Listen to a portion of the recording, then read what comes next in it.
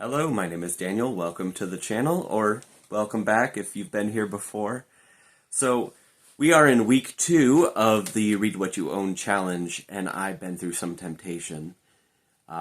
It started when my son decided to swan dive off of some equipment at his school and land on his teeth. So, we had a very stressful day of trying to find a pediatric dentist to just look at it, make sure, he didn't shatter anything important. Things went well, but it was a very stressful day. And so we had some time to kill because I had to take off of work. And as a family, we were driving around, returning from the dentist. We had to go kind of out of town for. And so we decided to stop at a thrift store. Now, if you know me and have seen some of my book hauls, the thrift store is my primary book shopping place. That's where I get a large bulk of my books. Used bookstores and thrift shops. And we went to my favorite, which was fun. I liked it. But I'm on this challenge, the Read What You Own challenge, where I am not allowed to read anything, or I'm not allowed to read anything. I'm not allowed to buy anything until I read my goal of 100 books that I already own. Hopefully I can do this a little bit faster clip than I have been. See a previous video of my speed on this. Not great right now, but it's, we're in the holiday season here in the United States, so it makes sense. Anyway, so I went to the thrift shop, and I can't just go and not look at the books, so I went and saw things. Saw a lot of things, a lot of vintage science fiction, which is usually not there. And then I found a book I had been looking for years, and the temptation was really hot. I love the book It from Stephen King. It's probably my favorite, or tied with the favorite Stephen King book that I have read. And I really wanted it in hardcover because I just have this big, fat, mass market paperback, and those things do tend to, well, they tend to look like this after a while. So I really wanted it. And there was some, like I said, some vintage science fiction stuff there. And I resisted, so clap for me. Instead, I got this Popeye from Popeye's Chicken. This is like one of the toys they have there that they gave out in 1999. So I'm going to take him out of his bag, and he's going to grace my office as a reminder of my victory. Also, I just love old cartoons, so I like Popeye. Popeye's a good dude.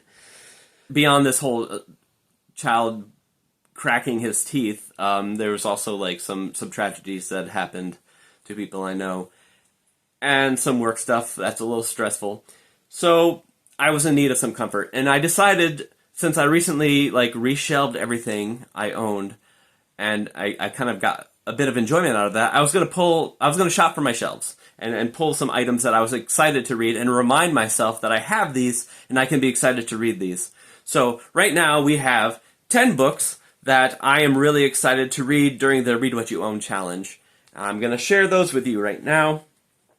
The first one I just flashed up previously. That is Robert McCammon's Swan Song. This book is sort of compared to The Stand a lot. It's post-apocalyptic.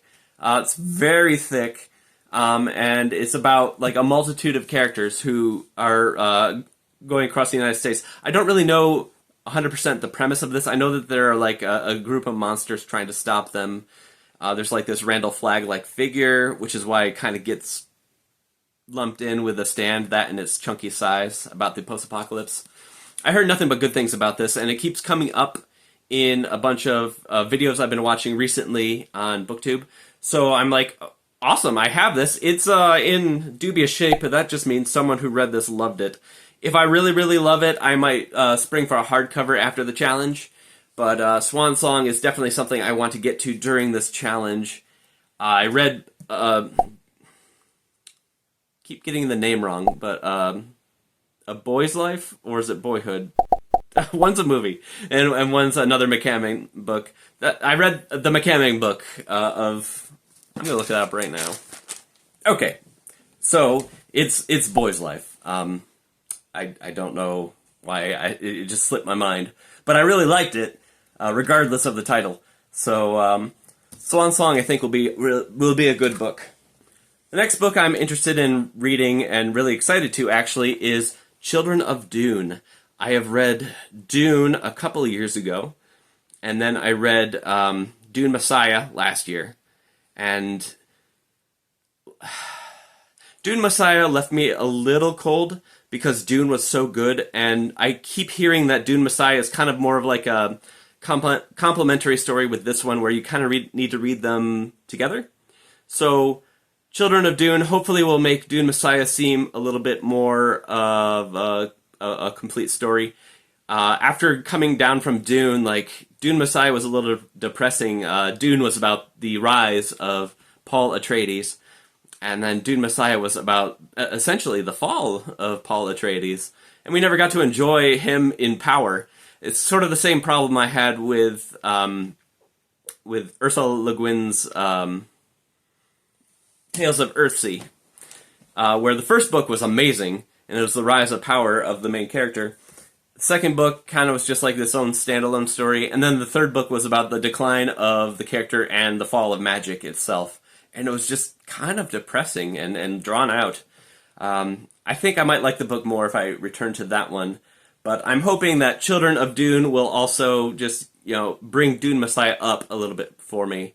I hear that most of the Frank Herbert ones are good. There are some purists who say just stop at Dune. I'm not going to do that. I have a bunch of Dune books. So, Children of Dune, will it make Dune Messiah a better book? I hope so.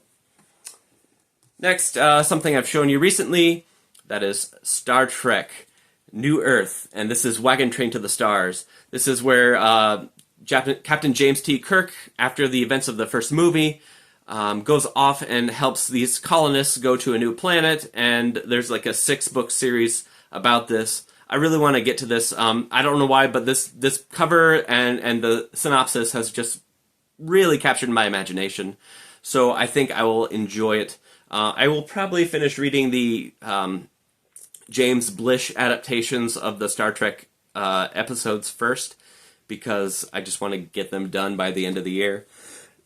Plus, they're short and will add to my numbers for the Read What You Own challenge.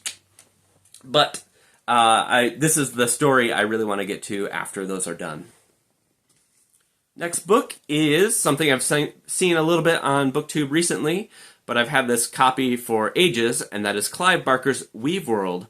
This book is about a man who falls into a magical carpet and finds a fantasy land. And that's the extent of my knowledge. I do know it kind of incorporates a little more horror elements than the standard fantasy. It's Clive Barker. I really, really liked his books of blood, and I really liked the Hellraiser books and short stories. So I think I will like this. It's a bit more chunky than what I normally get from Clive Barker. So I don't know if that makes a difference, but I've heard good things about it, and I am interested in checking it out soon. Speaking of things I probably should have gotten to earlier, that is Neil Gaiman's Neverwhere. I've never read this. I've read a lot of Neil Gaiman, and I almost always enjoy it a lot. But Neverwhere is like this urban fantasy, only slightly different than what you'd see in urban fantasy, where like the main character's some massively powerful witch, wizard, or whatnot. This is just a regular guy, I think, as the main character. This is the definitive edition, I believe. There was a UK edition of Neverwhere that was sort of written prior to Neil Gaiman working on the television show, I believe. And then there was an American edition that was sort of a novelization of the show. I might have that reversed, but this is like the conglomeration of both put together into one final product, the definitive edition of Neverwhere. So I look forward to it. I don't know much about it beyond that, but everyone seems to love it. This is something I'm reading now, actually. I couldn't wait. That is Flashman on the March. My bookmark has a... There you go. Flashman on the March. This is technically the final Flashman book that was ever written. Chronologically, it's the 11th out of 12 volumes. There's a little wonkiness with putting the books chronologically as far as Flashman's life is concerned. One book kind of takes place early in the career and then very, very late in the career. I don't really count that as being the last. I've been reading the Flashman books since last year. I read 10 out of the 12. I've been reading them in the chronology of like dates, so by Flashman's life rather than by publication date. Normally I don't do that, but for whatever reason I wanted to with the Flashman series. This character is sort of ripped out of Tom Brown's School Days, which is an awful book. It's like the worst of Alcott's novels. Like Little Women was great. I liked Little Women, but like the sequels to that were just saccharine and awful. And Tom Brown's School Days just reminded me of that. I don't know which one came first because, you know, it was a while ago since I read them. But I hated Tom Brown's School Days. But Flashman was a character in that book, so that's the only reason I read Tom Brown's School Days. And he was the bully in the school. And midway through the book, he gets expelled. And so he joins the British Army of the time. This is in the 1800s. And goes on a bunch of misadventures where he is a very cowardly man who, like, basically just... he pursues all of the worst impulses a person normally can pursue. Womanizing and cowardice and greed. And he somehow gets away with it. And he suffers greatly for his actions. But at the end of the day, he gets like all this undue praise lauded upon him. And that's kind of half of the fun of the series, is like, how is he going to get out of this one? And how is he going to like come out looking like smelling like a bed of roses? So Flashman on the March is the 11th chronologically in the series, and so I'm almost done with this series, and I've loved almost every one. There are a couple of duds in there. Flashman and the Dragon is kind of where I left off last year, and that was a big disappointment for me, though it did have some really good moments. I just waited most of a year before I picked up the next one. So Flashman on the March, it was, so far it's been funny. There's a lot of really good history in these too. So it's not just like a ho-ho, this is such a funny book. Like, you actually do learn something along the way. So this one, he is just going into, marching into, what's that nation called in Ethiopia? Abyssinia. I guess the king of that country at the time had captured some British citizens, and so Britain responded by sending troops in to get them out and possibly go to war. Who knows? So anyways, I don't really know much about the history of it, as you can see, but I'm learning along the way. These books have like a lot of historical notation at the end of them, so you can learn along while you're enjoying yourself. So Flashman on the March is really good. Content warning on all of these. If you, wow. There's a lot of content warnings on these. If you're a sensitive reader and you don't like reading words that are obviously not okay by today's standards, you won't like this. So if you are a little hardened to racism, sexism, essay, and whatnot, basically if you're hardened to trash fiction, you will probably be okay with these. The thoughts and actions of the character clearly do not reflect on the author, is my takeaway. Anyways, that's a long way of saying I'm enjoying this and I'm looking forward to finishing it. Next, this was something I was supposed to read for Halloween, never got to. That is the Autopsy and the Best Weird Stories of Michael Shea. I was introduced to this particular story by the show Cabinet of Curiosities, which was really good. There were a couple stumbles in the season. I think it's on HBO. But this story was my favorite of all of them that they adapted for the screen. And I wanted to read Michael Shea's work since then. A lot of it's out of print, unfortunately, since I believe he passed away. He wrote a lot of Lovecraftian stories and some other stuff. And this is supposed to be a volume of the best of his stories. So we'll see. I'm looking forward to it, but haven't started it yet. Here's something I've been seeing a lot recently on BookTube and on Discords for Booktubers. That is Ghost Story by Peter Straub. I believe MJ from Reading This Life is having a read-along of this on her Patreon. It's not something I'm joining in on, but I do see a lot of Ghost Story talk. So this is an edition I upgraded to when back in my first video, I got this massive haul of books for free. And this was one of them. And this is like a 1979 edition of the book, and was in better shape than the floppy trade paperback I had. So I just swapped it out, and I'm going to give it a read. I've read Peter Straub before, but I've never read this one, and this is like his most famous one, so look forward to it. That is Ghost Story by Peter Straub. Number 9. J.R.R. Tolkien's A History of the Hobbit, and that is by John D. Rateliff, sorry. One of those pronunciations, maybe. This is a chunky book. It is technically 2 books in one. They just recently released this year, I believe, or late last year. And this contains the entire original manuscript of The Hobbit, along with a bunch of like articles about like the history of the making of the book of The Hobbit. And The Hobbit is, for a long time, what I've considered to be my favorite book. It's not the best book I've read, but it's my favorite. It's very nostalgic to me. I came across J.R.R. Tolkien's work and read it for myself randomly, picking out of a school library shelf back in like 7th grade or something, and loved it. Couldn't put it down. I'll show a picture of the edition that I read. It gets a lot of hate, but I'm very nostalgic towards it. So you can see it up there. Bilbo is very goofy looking, but I really like that Gollum. So, and it just works for me. But I am looking forward to reading a slightly different version of the story in this book, as well as just hearing more about the history of The Hobbit. So this one I was excited to get to. Got slowed down by Plato, and well, we don't need to talk about Plato in another video. I was trying to read, Plato using the what do they call that font? A Bionic reading. And I don't think that font makes a bit of difference now that I've spent more time with it. But I do want to finish the works of Plato, but I'm not sure I'll do it all in this year.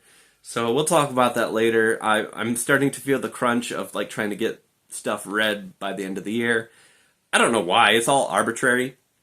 But yeah, it's just I feel like I need to read enough to produce content here, and there's still some stuff I have not finished yet that I've started like in March.